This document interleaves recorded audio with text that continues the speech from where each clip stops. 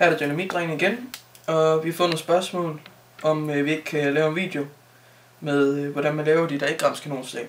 Det sagde vi i nogle af de første videoer, at vi ville, men det var bare ikke rigtig fået gjort. Men nu gør vi det. Du har sådan et ganske almindeligt hæksyl. Det kan gøre lige meget, om det er sådan et med hætte, eller om det er et uden eller noget som helst, for du skal slet ikke bruge hætten. Du tager bare et hæksyl, og så tager du en tang, og så bare ned til indtil der er 1 centimeter tilbage, eller bare en fingers tykkelse. Så tager jeg bare løsner det op, og sørger for, at det er godt blødt. Og så gør du det også lige blødt op i toppen. Og så folder du den. Og så er det mirakelmiddel.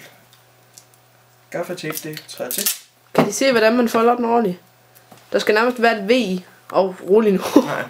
Nej, så kan man ikke fokusere. Ja. Der skal nærmest være et V i. Det skal være sådan twistet lidt. Ja.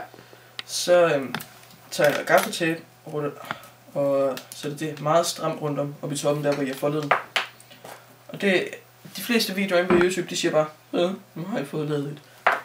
Det er forkert. Fordi at sådan der, så bliver det fiset formentlig. Det kan godt give et ordentligt brammer, men altså. Ja. Men det mest optimale, det er at tage noget ekstra gaffatape.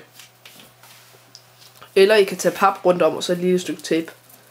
Godt stramt. Det mest optimale, mest optimale er jo som sagt at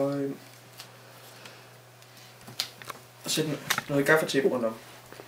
Fordi altså, det der giver en eksplosion, det er jo at der er noget luft, som der ikke kan komme ud, og så kommer det bare ud den letteste vej. Og hvis den ikke rigtig har nogen let vej at komme ud, så er det siger jeg. Nu gør jeg min hund igen.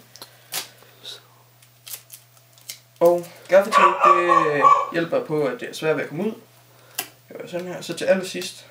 Så egentlig handler det ikke om mængden af krudt, men det handler om, at det skal være mere under pres. Det handler om trykket. Og bare et kanonslagsæksyn, som I sikkert ser med på YouTube. Prøv at se fra, hvis I ser dem her. Og så bare med en masse gaffatape rundt om. Husk, sig like, subscribe og send os fede videoer med jeres kanonslag og hvordan I har lavet dem. Det var Dynamitdrengene. Farvel.